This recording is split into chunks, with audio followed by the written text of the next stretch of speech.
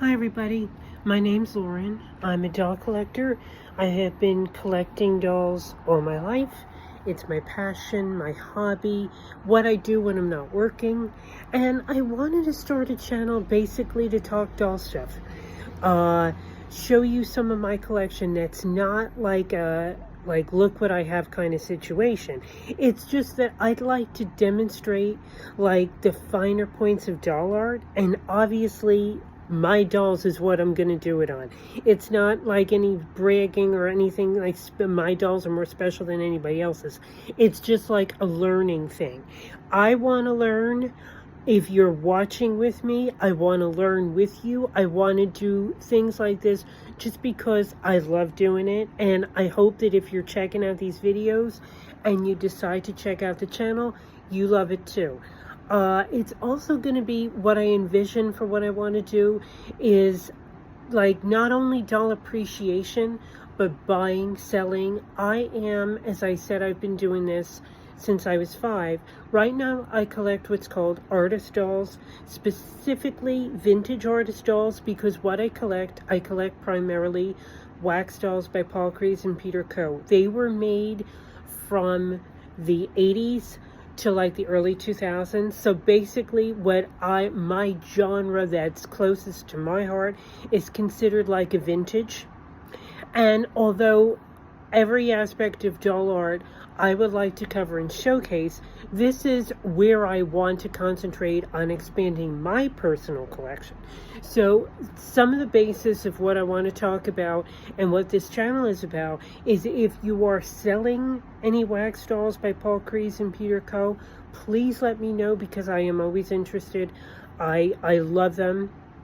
And also, I am selling some of my own dolls. I'm not selling Kreiz and Coe, by the way, just in case if you're wondering. I am selling some of my dolls, and I also sell for friends and people that I know that aren't on social media. So there is like a buying and selling aspect. If you're interested in anything or you have like questions or whatever, just message me. I am also on Facebook. I have a page on there. It's called Vintage and New Artist Dolls. I can give the link here if you'd like to check it out. I'm on TikTok, Instagram, Pinterest, that, basically the free situations, the free sites where we could just go on, post whatever we feel we want to, appreciate and just check things out in general. That's what I want to do. I would like to have like involvement and feedback from you.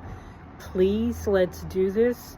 If you have suggestions or just something that you feel would add to what we're doing or anything like that, let me know. I want it to be interactive. I want us to kind of communicate, because, collecting in general is not just, as far as I'm concerned, it's not just somebody that is like them and their dolls. I want it to be a situation where it's more like we have like a feedback from each other and kind of like a community thing. There's, at this point, and especially in the United States, there's not a big doll community. The doll mecca right now is for artist dolls as elites is in Russia, and the people there are brilliant. The artists are brilliant. I mean, completely next level as to what they're creating and what they're doing. But as far as in America, I am in New Jersey. And, years ago, what I like to call the golden age of artist dolls, saw doll makers from all over the world, and they were showcasing their dolls in the United States and the world over, really. But that's where there were so many doll shows. There were doll signings at shops. There used to be so many shops and places where you could not only buy the dolls, of course, but to go in and see them. If you sometimes before you make a big purchase, you want to see the dolls in person, because sometimes it does make a difference. I mean, when you're looking at something on a video or on a picture, it might look different than when you see it in person. A lot of times scale and just detail is a big difference maker there. Now, years ago, if you remember, I don't know, everybody comes to collecting in a different way, comes in a different time. There used to be a lot of mass market produced dolls by the Franklin Mint, Danbury Mint, things like that. And they used to have what was considered and called a prototype, which meant that when you saw the dolls in a doll magazine, again, that's another thing that's almost defunct now in this country. There's a few, but they're not the same. But as I was saying, when you saw these dolls in a publication and you saw like an advertisement, of course, there was, if you wanted to order, you sent in your card or whatever. But the doll that was often shown was a prototype. And that means that an artist designed the doll and very often would make the prototype that was seen in that initial advertisement. And then when you got the doll, after you completed your installments or however you did it, you got your doll in person and you said to yourself, it's not really looking like the picture. And that was the example because the artist made that doll. Let's just take, for instance, somebody like a Pat Thompson that did work for the Franklin Mint. She made a few pieces in resin for them. And Pat was an unbelievable doll maker. Her dolls were primarily known for their vintage and antique costumes. And when you got the doll in person at home and you saw this doll, you said, you know what, this isn't looking like what I was going to order. And that is primarily what I'm talking about. Pat made that prototype, but the doll you got was made mass-produced in China by people that basically worked in a warehouse. One of them put on the hands. One of them might have even hand-painted the doll, but it was not Pat. Somebody else made the garments, put the doll together in like an assembly line type situation, and then sent it to you. This is how they saved money, because obviously Pat couldn't sit down and make $200, $500, $1,000. She just couldn't do it. She did do it in her own business in Vlasta Dolls, but those dolls were extremely rare and very expensive. Hence the boom of mass-produced dolls in the 90s.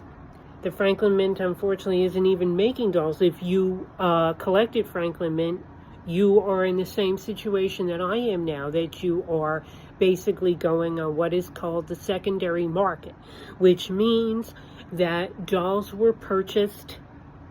In some cases they were purchased, other times, let's say it was still a store that had their wares that closed up. So they're selling the dolls, some are new, some are used, if they've gone into collections by a private collector. Somebody like me would be considered a private collector, where the dolls are basically in collections for enjoyment. Now, what secondary market means is when a private collector or an estate, let's say that person passed away, or they need to sell their dolls or want to sell them, maybe they've moved on from collecting, whatever the situation is, then it's a secondary market situation, which means it goes from a collector to another collector, and it becomes basically like a used almost situation. Now, when we're talking about dolls, and people argue sometimes, they say, well, a doll isn't really like a car that needs to run and is functioning or whatever, so my doll isn't considered used. It is technically considered used, because although you could take brilliant care of your doll, and that's not the case in all cases, of course. Accidents happen, life happens. But I mean, even if the doll is in perfect condition, once it is out of the artist's hands into a private collection situation, it is considered used. And in a lot of cases, depending on the collector, the doll has lost value. Now, that is an argument for people, not an argument, but discussion of what do you charge for your doll. The doll, most people, when we're talking about secondary market, retail, or what the artist originally charged for the doll, is the jumping point for where we go. 9.5 times out of 10, the value will go down.